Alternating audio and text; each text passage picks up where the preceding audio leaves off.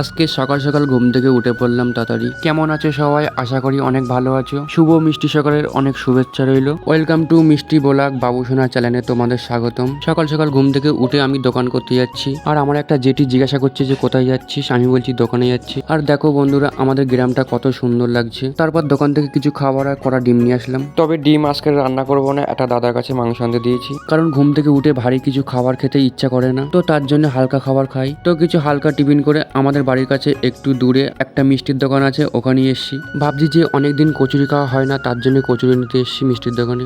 আর এই মিষ্টির দোকানে কচুরি খুব সুন্দর করে, হেভি ভালো লাগে খেতে, তো তার জন্য এখানেই এসছি। আর আমি ওখানে ভিডিও করছি, আর মিষ্টির দোকানে করা লোক বলছে ভাই তুমি ভিডিও করো। আমি বলছি হ্যাঁ। তারপর বলছি যে কি নামে আছে। আমি বলছি বাবুসোনা দাস দিলেই হবে। তারপর বলছে বাবুসোনা দাস বলে সার্চ করলে পেয়ে যাবো। আমি বললাম হ্যাঁ পেয়ে যাবে। বলছে ঠিক আছে। তারপর কচুরি নিয়ে বাড়িতে চলে আসলাম। তারপর তরকারিটা একটা বাটিতে ঢেলে নিয়েছি। বাটিতে ঢেলে নিয়ে খেলে খেতে সুবিধা হবে। আর ভাই রাস্তার দিকে গিয়েছিল, আর আমি বাড়িতে চলে এসে ওর ডেকেছি, আর ও চলে এসছে। তারপরে দু ভাই একসাথে আমরা কচুরি খাওয়া দাওয়া করছি। আর সত্যি কচুরিটা অসাধারণ সুন্দর হয়েছে। আর ভাই বলছে আমি আর খাবো না, তুই খেয়ে নে। 4টে করে কচুরি এনেছি, তাও খেতে পারলো না, তো তার জন্য আমি খেয়ে নিয়েছি। আর কচুরি খাওয়া দাওয়া হয়ে গিয়েছে। তারপর একটা দাদার কাছে মাংস আনতে দিয়েছিলাম, আর সেই দাদাটা মাংস নিয়ে চলে এসছে। তার দাদার বাড়িতে মাংস নিয়ে চলে আসলাম বাড়িতে। আর কি মাংস আনতে দিয়েছিলাম তোমাদের তো বলাই হয়নি। আনতে দিয়েছিলাম একটু খাসির মাথা, তো আজকে এটাই রান্না করব। তো সমস্ত কিছু গোছানোর আগে তার আগে ভাতটা আগে বসিয়ে দেই। আর আমি ঘর থেকে চাল নিয়ে এসে আমি এখন চালটা ধুয়ে নিচ্ছি ভালো করে। আর ভাই এসে বলছে ভাতটাকে বসিয়ে দে, তারপরে মাংসের আয়োজন গোছা।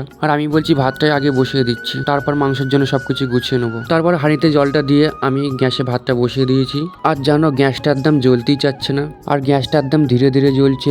ভাত তরকারি হতে খুব লেট হচ্ছে। আচ্ছা কি করা যায় তোমরা বলো তো। আর তোমরা জানো আমি সবসময় গ্যাসেই রান্না করি, কাঠের জালে তেমন রান্না করি না। আর রান্না করার সময় গ্যাসটা যদি আস্তে আস্তে জলে কান্না রাগ হবে বলো। তাই কি যে করি কিছুই বুঝতে পারছি না। গ্যাসের ওভেনটা কি চেঞ্জ করতে হবে? তোমরা কিন্তু আমাকে অবশ্যই জানিও। আর অনেকদিন খাসির মাংস খেতে ইচ্ছে করছিল, তবে তোমরা জানো খাসির মাংসের অনেক দাম, তো তার জন্য মাংস আনতে দিলাম না, একটু মাথা আনতে দিয়েছি। তবে খাসির সলিড মাংস খাবো সেই সামর্থ্য আমাদের নেই। আবার তোমরা অনেকে বলছো যে খাসির মাংস না নিয়ে মাথা নিয়েছে, তবে যার যেমন সামর্থ্য সে তেমনই মাংস নেবে। তবে আমাদের সামর্থ্য অনুযায়ী মাথা নিয়েছি, আর মাথাটা নিয়েছে 200 টাকা। বেশ অল্প টাকার মধ্যে খাসির মাথা আনতে দিয়েছি, তবে খাসির মাথা খেতেও ভালো লাগে। তো যাই হোক মাংসটা গরম জল দিয়ে ধুয়ে নেবো, তো তার জন্য গরম জল বসিয়ে দিয়েছি একটু গ্যাসে। তারপরে যা কিছু বাঁচা কোটাগুলো করেছি তার সব খোলাগুলো একটা জড়িতে গুছিয়ে এখন ফেলে দেবো। আর সত্যি কথা বলতে সবকিছু গুছিয়ে এনে রান্না করলে খুব ভালো লাগে। আর যারা রান্না করে তারাই বুঝবে যে গুছিয়ে নিয়ে রান্না করার মজাটাই আলাদা। কি ঠিক বলেছি কিনা আমাকে অবশ্যই জানিও। তবে আমি যেমন করি তেমনই বলেছি, কে কিরকম করে রান্না করে আমি জানি না, তবে আমি সবকিছু গুছিয়ে নিয়েই রান্না করি, তাতে বেশ রান্না করতে বেশ সুবিধা হয়। আর আগে যখন মা বেঁচে ছিল তখন মাও এরকম করে গুছিয়ে নিয়ে রান্না করতো। আর আমি রান্না করা শিখেছি মায়ের কাছ থেকে দেখে দেখে।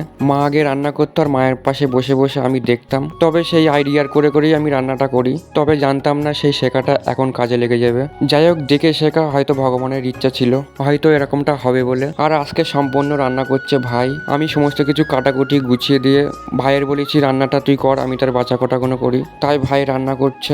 বলতে গেলে দুই ভাই একসাথেই রান্না করছি, আমি গোছাচ্ছি আর ভাই রান্না করছে। তো মাংস রান্না হয়ে গিয়েছে, আমি লাভিয়ে নিচ্ছি। আর দেখো আমরা দুই ভাই মিলে রান্না করেছি, রান্নাটা কেমন হয়েছে অবশ্যই জানিও। তবে রান্নাটা দেখে খুব খিদে পেয়ে গিয়েছে, আমরা দু ভাই এখন খেতে বসে গিয়েছি।